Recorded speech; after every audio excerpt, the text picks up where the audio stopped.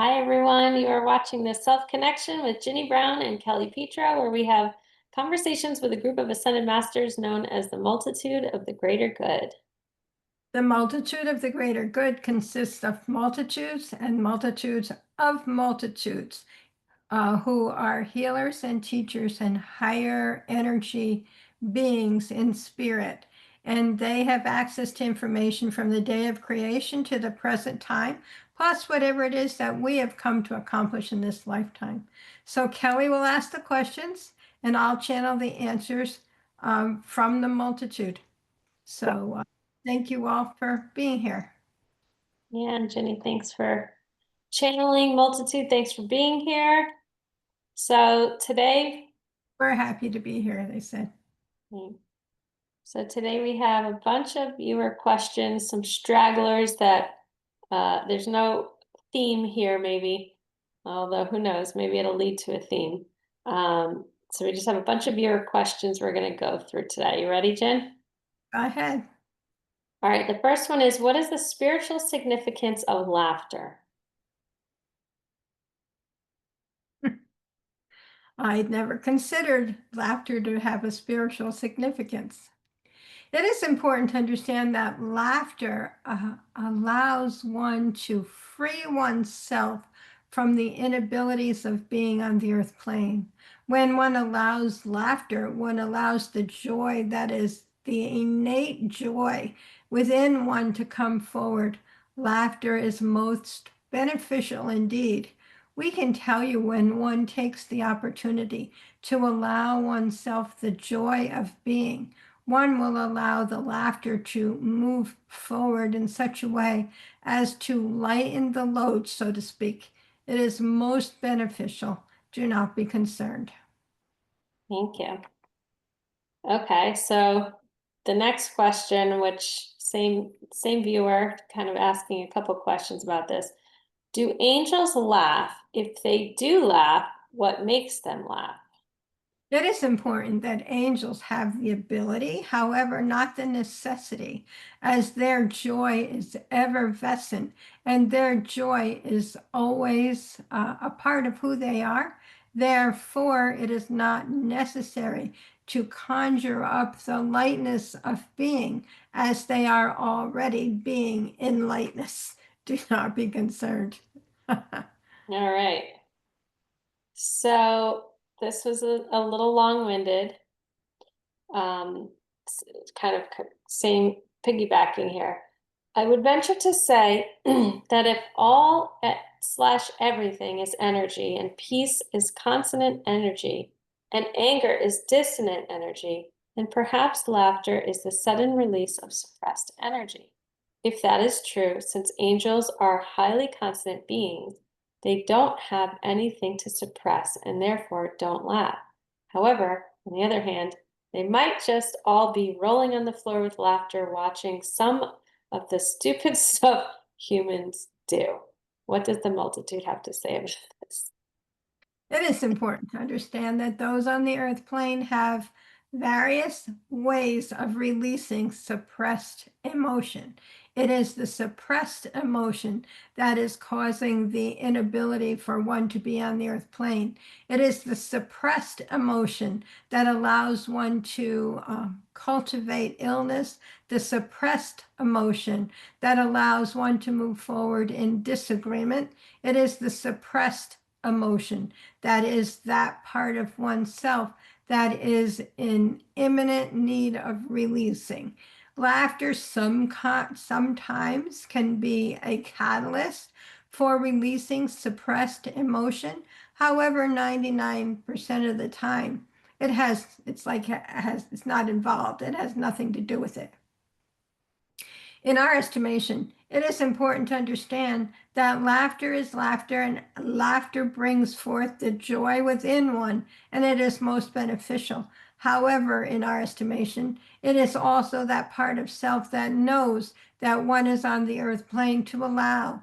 And when one allows one to be who one is, one allows the emotions to rise.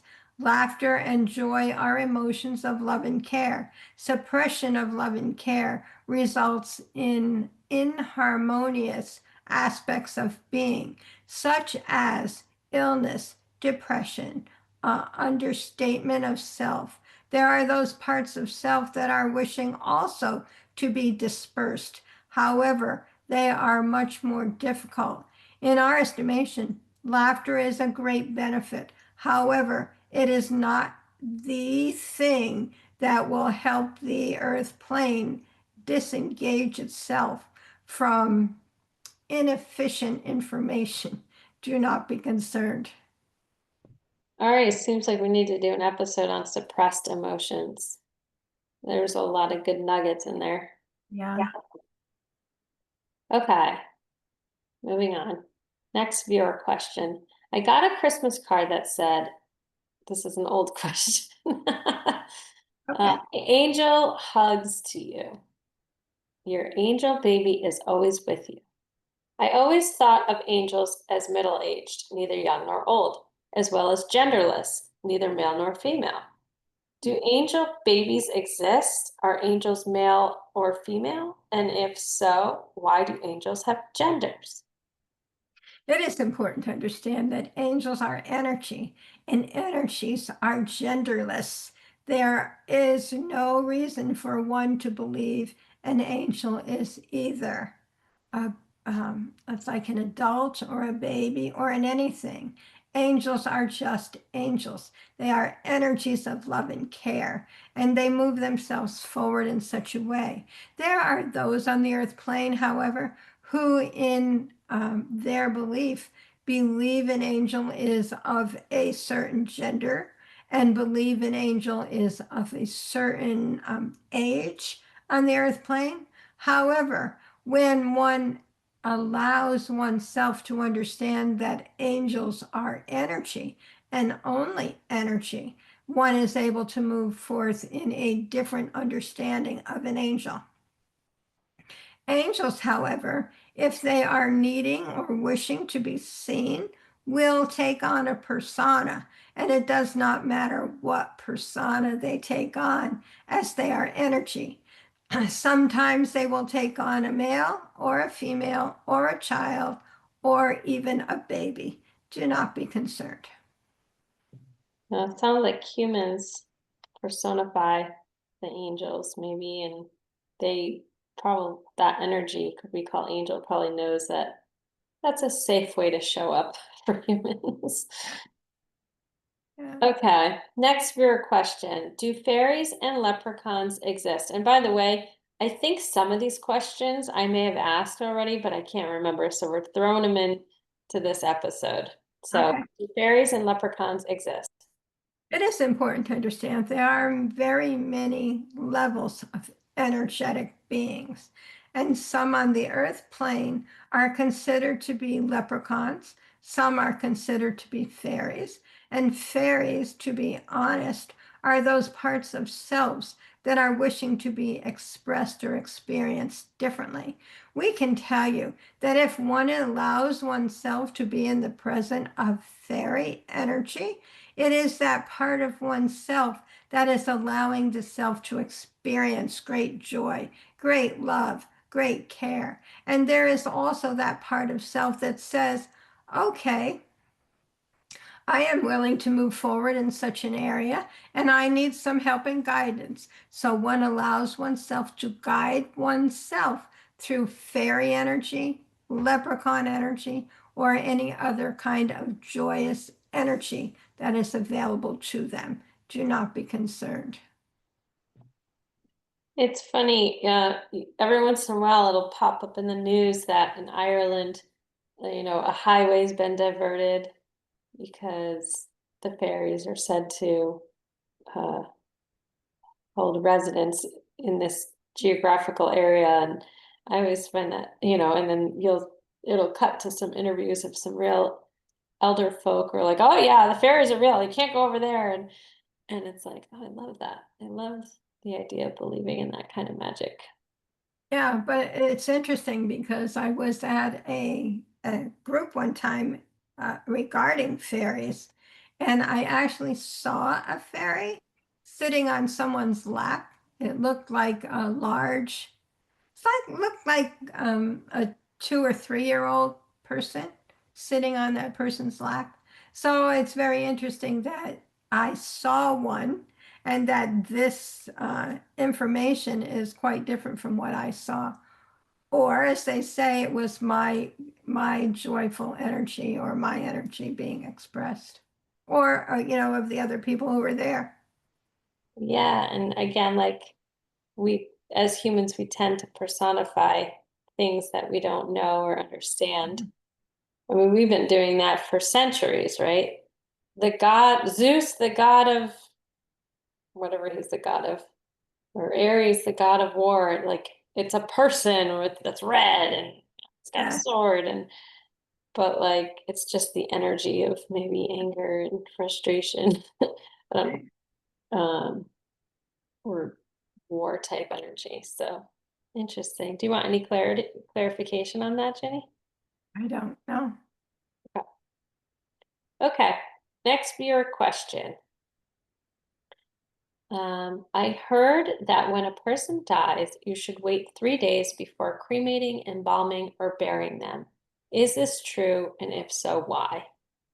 It is important to understand that when one comes to the earth plane, one also allows oneself to experience the experiences of the earth plane as well as the death of the body.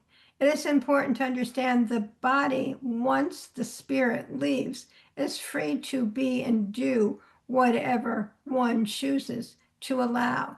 Therefore, it makes no difference. 1 day, 3 day, the spirit is no longer involved with the body.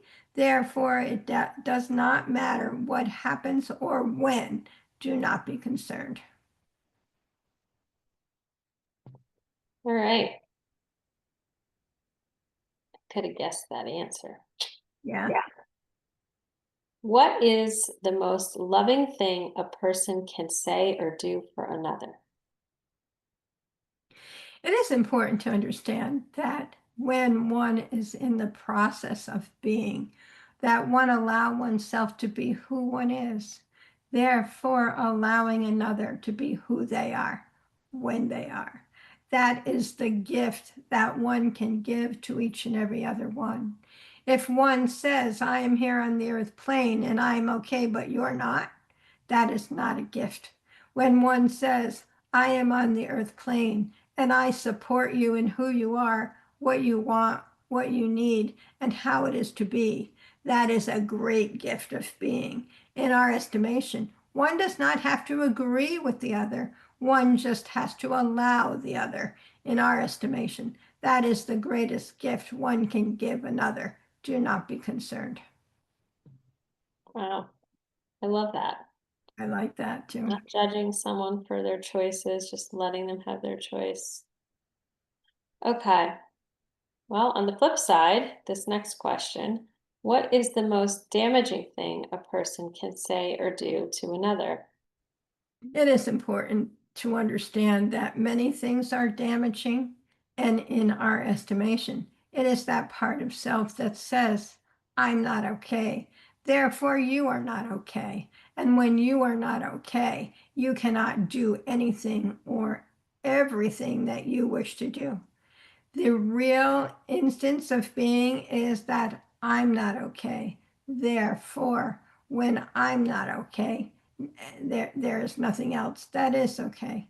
We can tell you in our estimation, one of the things that are most important is for each one to allow oneself to be who one is, and in so doing, acknowledging for oneself those things that one believes that are flaws to that person.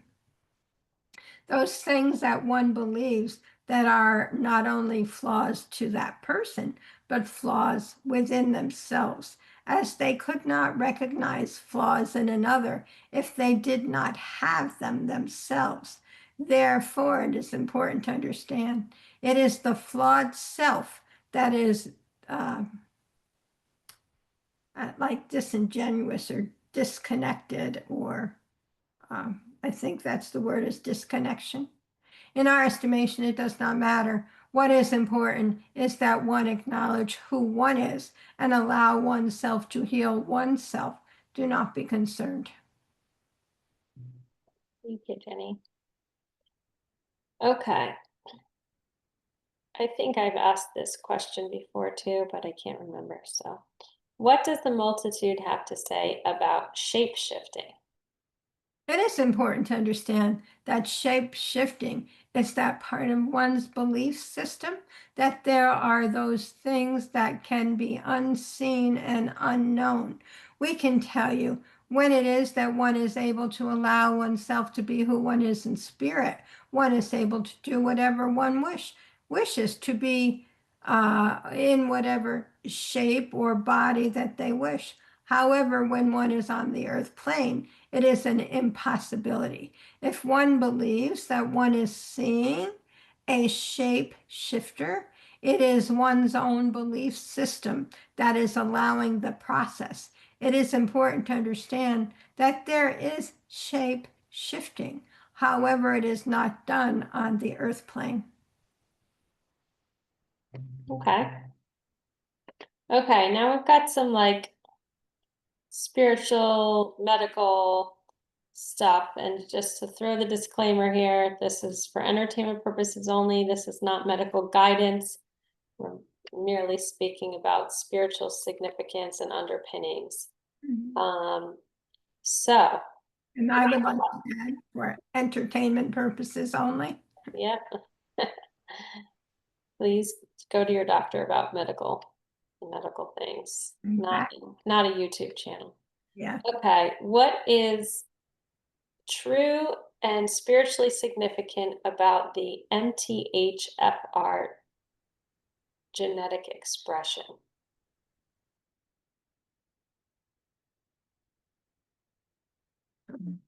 It is important. I wasn't getting anything. It is important to understand that there are many things that are out of our expertise, and that is one of them. Perfect. Love it. Okay. What does the multitude want us to know about DMT in the body? It is important to understand that there are those things that are part and parcel of the human body that are medically indicated in a human being, and our expertise is only of the spiritual and knowledge information rather than the medical information, of which we have no, it's like no information or no, it's not their expertise. They can't help with medical.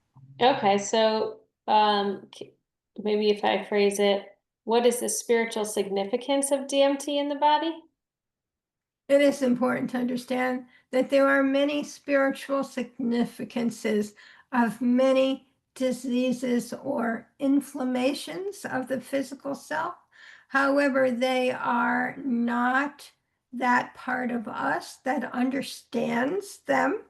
Therefore, we would highly recommend that one call upon the it's like I always call upon the physical doctors in spirit in order to allow the energy to flow.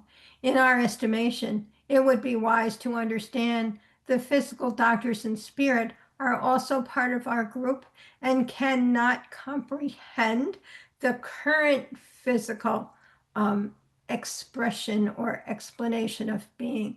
Therefore, we would highly recommend that one consult one's own doctor on the earth plane, as in our estimation the spiritual benefits or indications are not a part of who we are and what we know. Do not be concerned. Okay, so the next few questions are similar. Let me just ask if they would have the same answer about the spiritual significance of cervical spinal fluid, viruses, and parasites.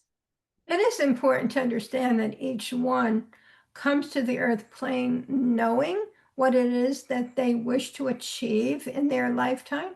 And sometimes those achievements are allowing their physical it's like their physical health or their physical embodiment of being to um, experience such experiences in order to move oneself along. That is the only spiritual significance that we are aware of.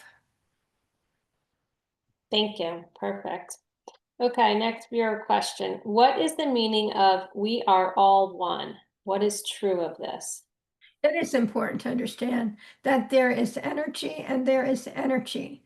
And when one is in spirit, one allows oneself to be in the energetic form, all as a part of source energy. Therefore, that is where the phrase all is one comes from. However, when one comes to the earth plane, one allows a portion of their energy to separate and allow themselves to live freely on the earth plane in such a way. Therefore, there is great separation. In our estimation, the all is one occurs on the spiritual level. However, the physical level is quite different indeed. I think they've talked about that before too. Okay, what would the multitude like us to know about cultural appropriation? Cultural appropriation. It is important to understand. I don't, well, first of all, I don't understand that question. What's meant by cultural appropriation? Okay, so like for example, you know, someone using elements from another culture that's different than their own as part of their identity, as part of their means to um, make money. So like I don't know, like one that I saw recently was like about the like the Scottish tartans, like the plaid, Yeah. right? And then other people wearing plaid, not knowing that it's a cultural identity thing. And then, you hear about braids being belonging to a certain culture, but then you hear the argument that so many cultures use braids.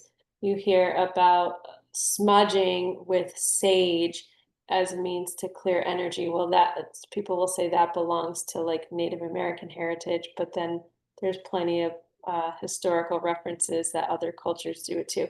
But so anyway, there this accusation of cultural appropriation is kind of a hot topic. And you see it a lot in New Age spirituality. So Okay. the question, what would the multitude like us to know about cultural appropriation?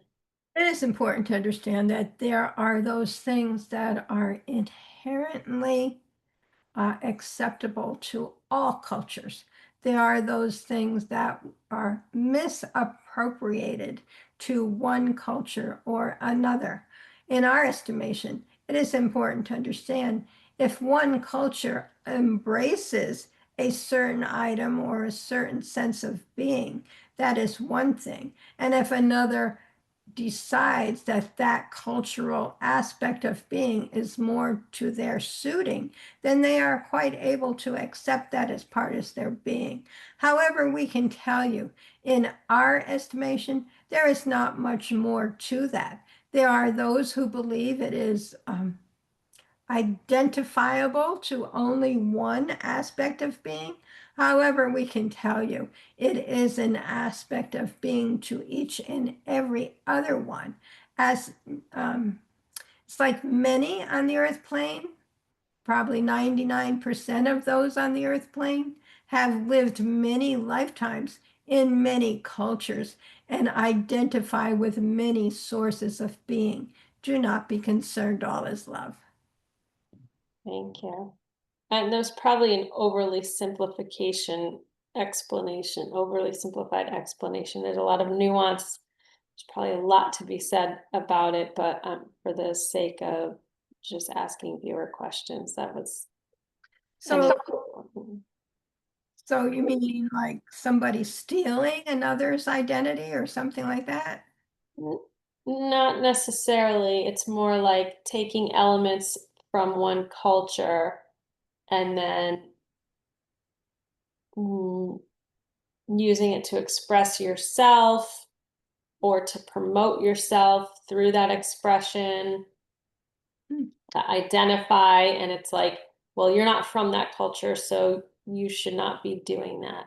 There's a lot of opinions and varying opinions on this. Judgment in there too. So Yeah.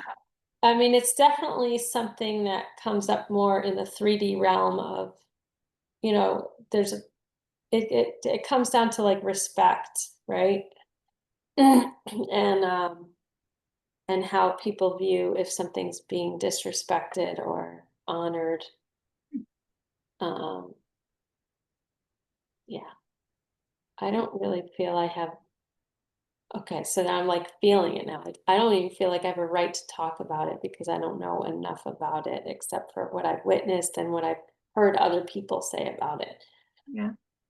Being an American, living in a melting pot, and not being a Native American, my identity, I guess, can go back to my ancestors, but that they're all over the world. So like, then what's my, you know, cultural identity? A lot of people talk about this type of thing, and I think, um, yeah, when you see people trying to search spiritually, they start identifying with different cultures that maybe aren't their own. So it is a topic that comes up a lot.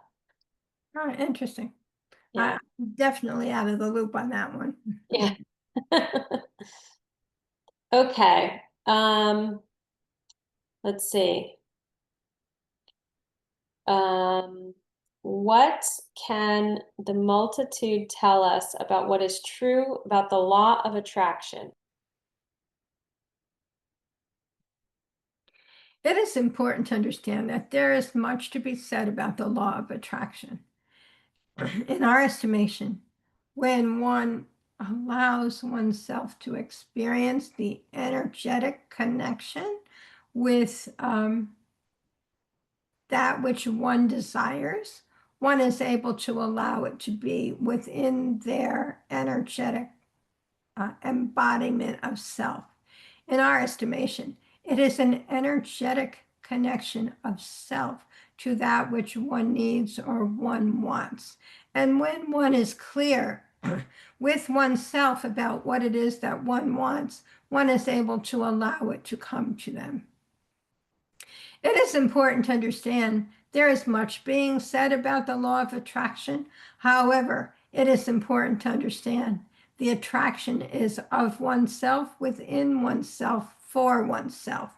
It is in within oneself rather than without. If one is able to say, "Oh, I really like this and I really like that, and I want it. I want that to be part of my being," then one is able to allow the energetic connection to install itself.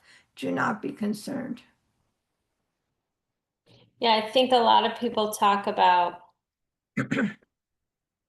there, like I've seen the evolution of this concept of, well, first it's like create a vision board and just think about that thing and attract it to you that way through intention. And then there's like an evolution of the idea where, well, what's blocking you from getting that? Oh, it must be, you know, you're more in resonance with low self-worth and therefore you can't attract that thing. Yeah. That's getting in the way. Um, and then it's, well, you're trying to control your destiny. This is like a further evolution of this concept. Like you're trying to control your own destiny and really your soul is in charge. So, okay, so with these are just three examples of things I've heard around the law of attraction. What can the multitude clarify within those examples? It is important to understand that it is within oneself what one needs and what one wants. And if one sets up the intention of experiencing an experience of one's desire, one is allowing the information the energetic information, the energetic imprint to flow. It is important also to understand that on the flip side, as you say, it is important to understand that one can block one's own information by negating who one is and what one wants. If one believes it is a problem, it is a problem.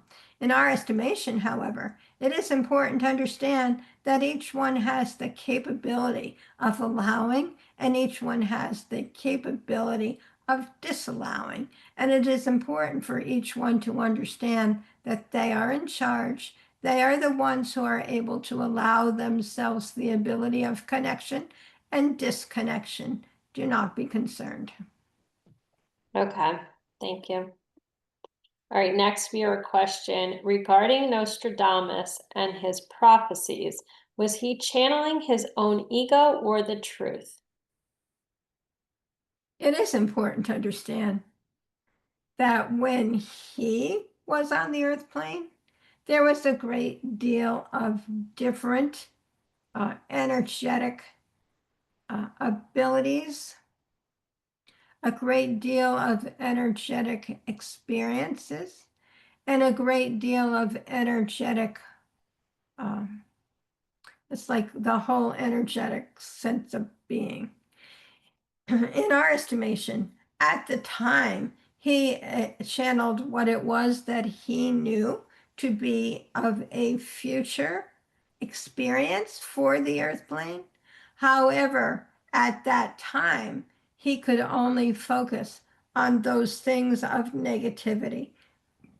He was unable to allow the goodness of the earth plane, the goodness of being, and the goodness of allowing. And when it is that he allowed himself to see what was ahead, he could only see the atrocities, the disconnection, the inability of the earth plane to be what it is. In our estimation, much has changed energetically, and many of those things have no longer a resonance or a relevance to the earth plane. Therefore, we would highly recommend that one take those with a grain of salt, as energetically much has changed on the earth plane, and they are no longer of great relevance. Do not be concerned.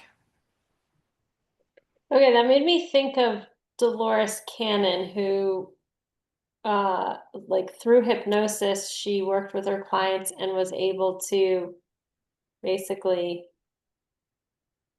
channel Nostradamus through any of her not any, but through multiple clients, right? So that's just bringing up another side quest question here for me of like hypnosis and like what is capable under hypnosis and what is true about that. Maybe that's a whole other episode. I think that's going to be our next episode, Ginny, actually. Forget that Okay. because I have a lot of questions about that. Okay, next question.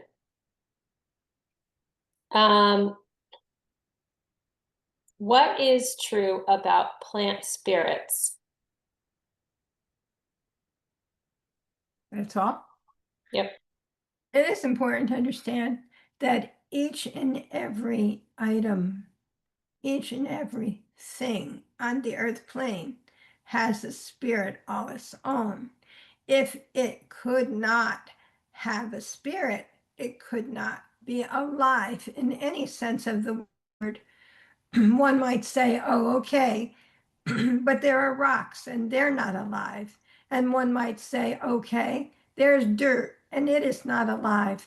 However, we can tell you each and everything is alive. Each and everything has spirit, including rocks, including dirt, including those which one might perceive as non-living. In our estimation, it is important that you understand that as one moves forward in allowing one to be oneself and allowing each and every other thing to be itself. Each one is able to bring forth that part of self that is innate within them and allowing themselves to be, including that spiritual part of self, as in trees and plants and leaves and whatever else one might wish to think of. And yes, rocks. Rocks have a spirit all their own.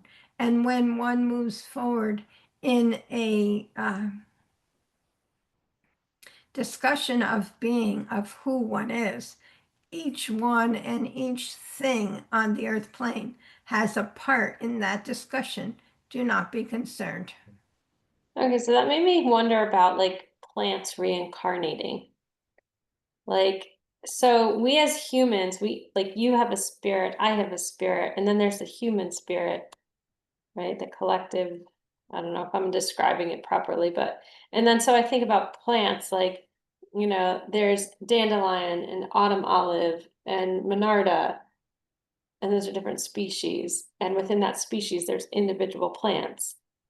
And when a plant dies, does a plant reincarnate as another plant and within the same species or different species, or can it reincarnate as a rock okay, that's my question. It is important to understand that plants are plants are plants, as humans are humans are humans. There is reincarnation within a human as to being a human, and as a pet to being a pet, and as a plant to being a plant. There is no cross, or I say contamination, but that's not the word. There is no cross incarnation. It is important to understand that as each one moves forward, including plants, they allow themselves the ability to allow. Therefore, if one wishes to reincarnate as a plant on the earth plane, one may. However, the process is quite different. There is that part of self that says, okay, I'm in spirit and I wish to enjoy life on the earth plane, and there is a great deal of planning and ability involved in one coming to the earth plane. A plant, however, can just say, oh, I like it here and I want to be here indefinitely. So it will allow itself to, it's like germinate or process a seed of a sort in order to allow itself to continually reprocess and regrow. Do not be concerned. Okay, so I don't know if they have like soul lessons like we do. It is important to understand that a plant, it's like it's not necessary for a plant to have a soul lesson. A plant is a plant is a plant, and that is all. Well, what about animals? Do they have soul lessons? Animals, on the other hand, are all love. They are genuinely love and love of being and love of life and allow themselves to move forward just differently from a human. They will learn certain things that they will carry forward to the next lifetime of their being, of their choosing, if they choose to reincarnate. However, 99% of the time, they are just joy and love. Do not be concerned. Okay, but like, will a dog reincarnate as a gorilla or an insect or As they said in plants, there is no cross incarnation. yeah, but like if it's an animal, like a dog's gonna stay with a dog, like reincarnate as a dog, or It is important to understand that we have answered this question many times, not necessarily in this venue. However, it is important to understand a dog is a dog is a dog, a cat is a cat is a cat, etc., etc., etc. Do not be concerned. okay, sorry. Like we've answered this already. I just got shut down. That's so funny. Okay. So this makes me think, as an herbalist, I think about invasive species. And there's like such this hate over invasive species. Like, well, I see it in America. I can't really speak about other countries, but like, our native species have so many have been eradicated, so many are at risk. And those that are medicinal, it's like tip very it's a sad thing for those who work with those plants. And then, what's taking over are what are labeled as invasive species. And these invasive species like take over entire ecosystems, affect entire ecosystems, including insects, birds, animals, humans, etc. So, but there's all this like hate around it. And I guess I'm wondering, what is the spiritual message about that? It is important to understand that it is an earth message. It is not necessarily a spiritual message that we are aware of. The earth takes care of herself in the best way that she knows how. And if it is that she believes that a so-called invasive species is necessary, she will allow it to prosper.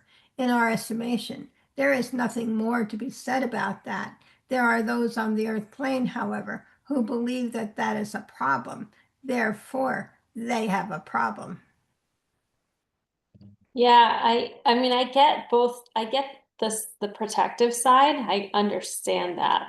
But then I also get kind of like, the hate towards a plant as an herbalist. Like I love all plants and I have appreciation that every plant brings something to the table. So I get a little conflicted about that.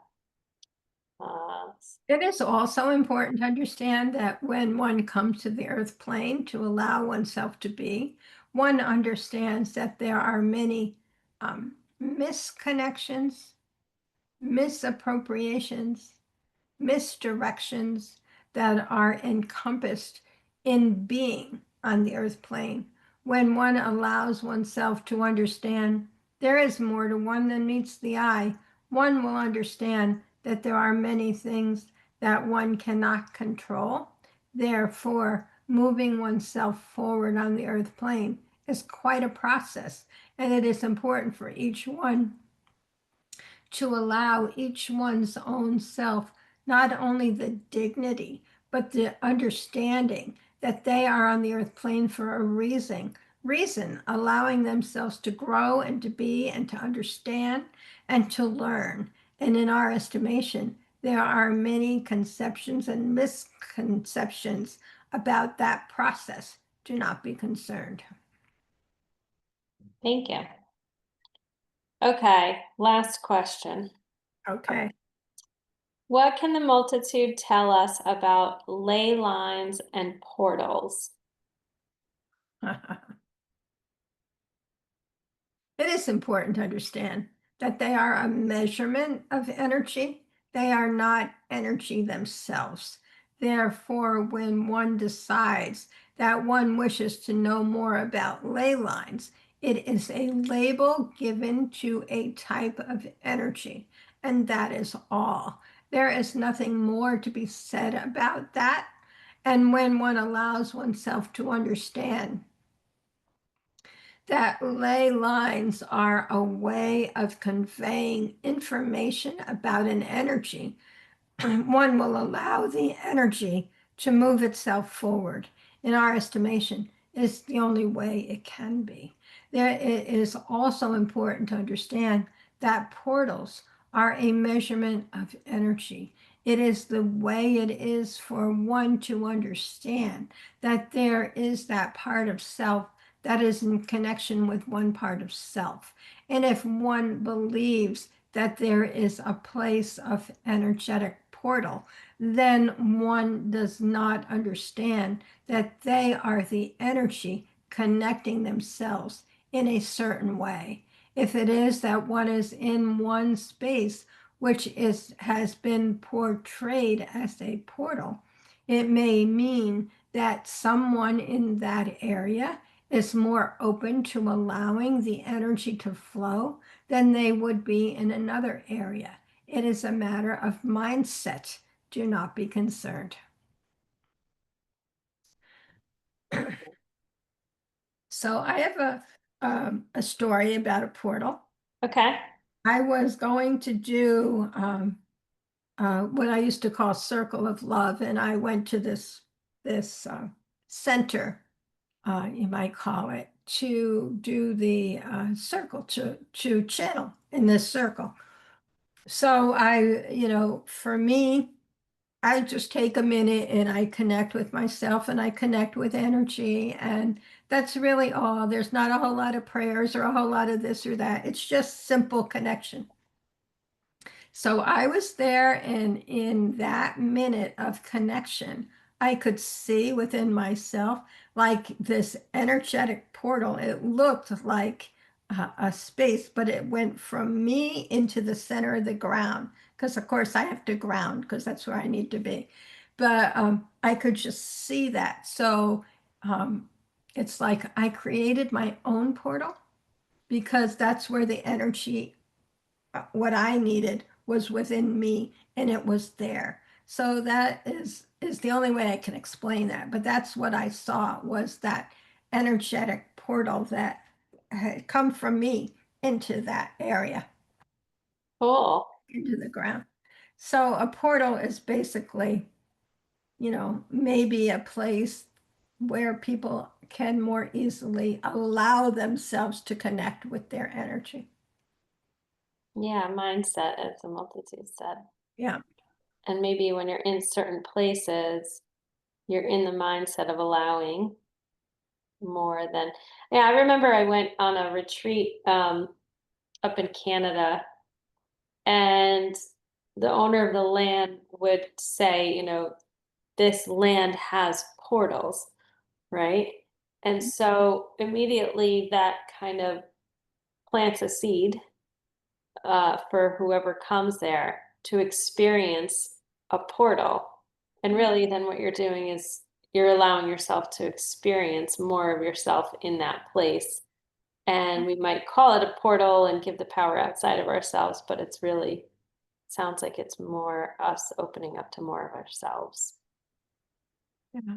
It seems that that's what they say all the time. It's about us opening up to more of who we are and more of ourselves.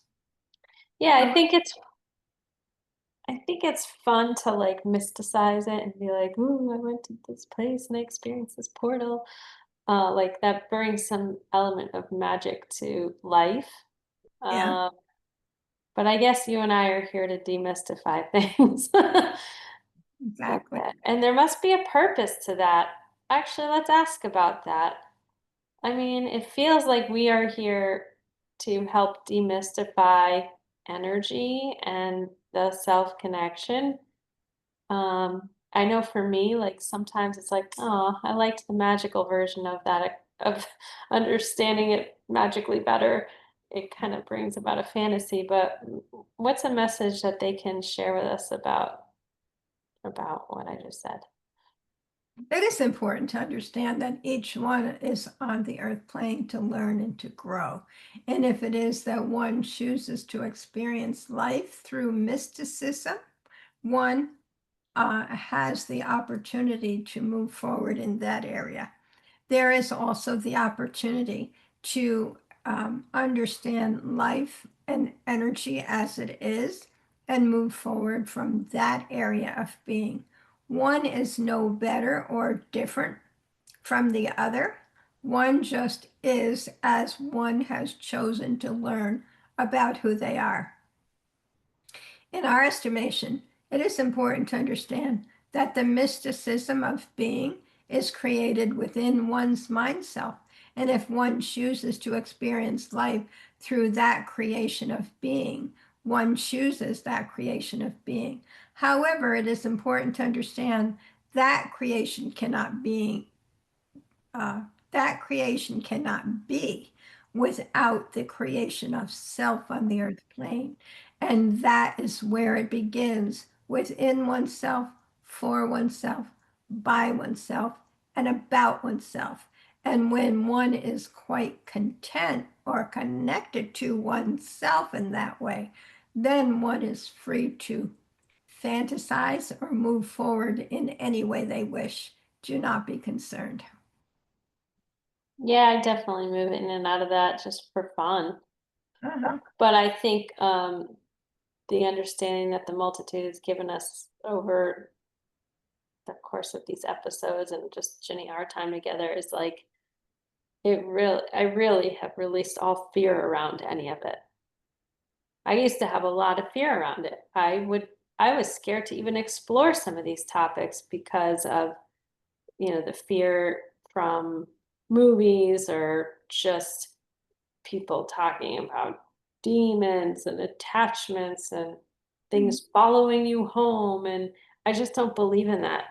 And not that it's not that I don't believe in it. I have a different understanding that, like, well, I'm in charge Right, and I set my own intentions and I allow what is allowed. And if I feel something, there's something for me to understand deeper, but I'm not going to feel victim to it because I know I'm in charge of myself.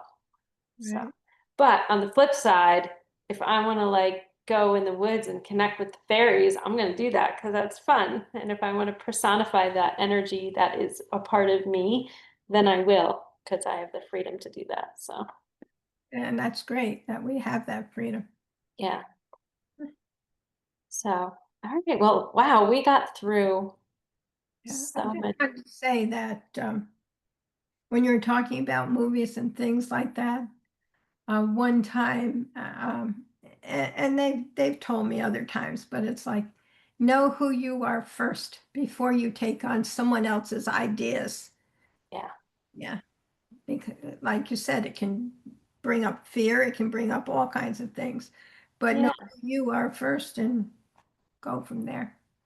Yeah. I think some of it that was like culture, all the movies and stuff. That was when I was younger. Yeah. So it's like, well, I feel like there's a lot of kids these days that really they know who they are when they get here. Yes, exactly. Pretty amazing. But A lot of those kids know that because of the work that was done by, beings before they came, and they changed the energy. yeah. Oh, I like that. Yeah. That's something to sit with. Evolution of humanity. It's cool. Yeah. Um, is there a closing message that they would like to share or anything that you would like to share in closing? It is important to understand that each one on the earth plane knows why they've come to the earth plane, and they have the ability to allow themselves to expand and experience in any way they choose. Some choose to do it in one way, and some choose to do it in another. And it is all quite welcome. It is all quite appropriate, and it is all quite allowed. Do not be concerned, all is love. All right. Well, thank you, Jenny. And thanks to our viewers. Wow, we got through, Ginny, 22 viewer questions in this episode. Wow. And so now we need more, guys. Go to my website, themindfulherbalist.com, click on the self connection from the main menu. And at the bottom of the landing page, there's a form to fill out your questions. If you can keep them concise, that's really helpful. But yeah, send us a bunch of questions. We need more content. If you're watching, you're interested, and you probably have your own questions. You can ask follow-up questions to topics we've covered. No personal questions. If you have personal questions, you can reach out to Ginny for a one-on-one reading. And her link is in the video description, ginnybrown.net. Yeah? Right? Or you can email me at heartandhealing@hotmail.com. Yeah. Yeah. So, yeah, we look forward to hearing from you, from everyone, what your questions are. So thank you all for your questions. Keep sending them in. And thank you, Kelly, for being the question asker. My pleasure.